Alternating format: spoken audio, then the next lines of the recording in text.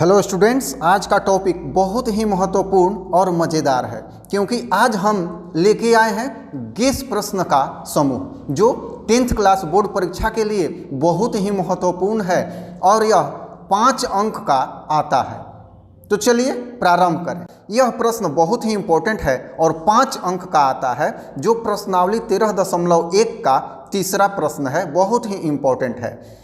यह क्षेत्रफल और आयतन से संबंधित है। प्रश्न आपके सामने दिया गया है, आप प्रश्न को भली प्रकार पढ़ सकते हैं। यह बिहार बोर्ड परीक्षा के लिए बहुत ही महत्वपूर्ण है।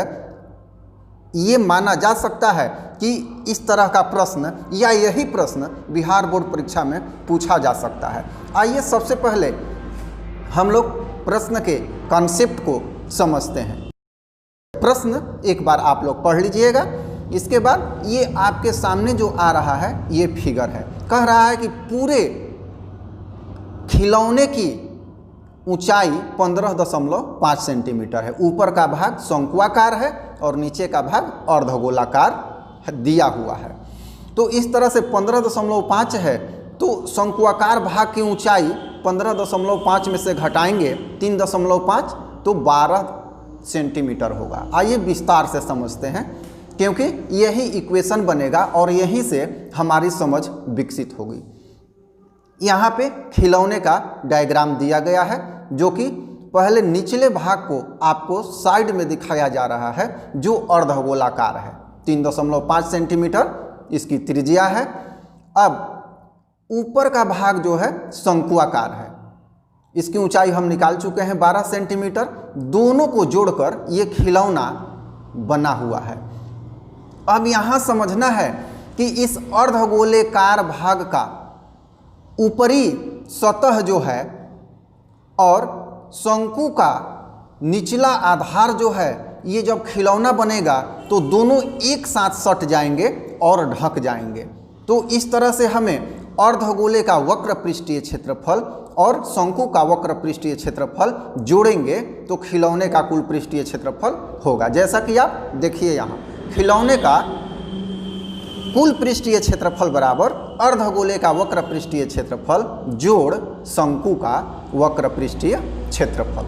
ये इक्वेशन के रूप में होगा। खिलौने का टीएसए अर्थात टोटल सरफेस एरिया कुल पृष्ठीय क्षेत्रफल बोलेंगे बराबर हो जाएगा क्या, तो अर्धगोले का वक्र पृष्ठीय क्षेत्रफल जो 2πr² होता है और शंकु का वक्र पृष्ठीय क्षेत्रफल πrl होता है। इसे हम समीकरण 1 मान लेंगे। ये मुख्य समीकरण है हमारा, किंतु अभी हमारे पास l जिसे हम तिर्यक ऊंचाई कहते हैं वो पता नहीं है।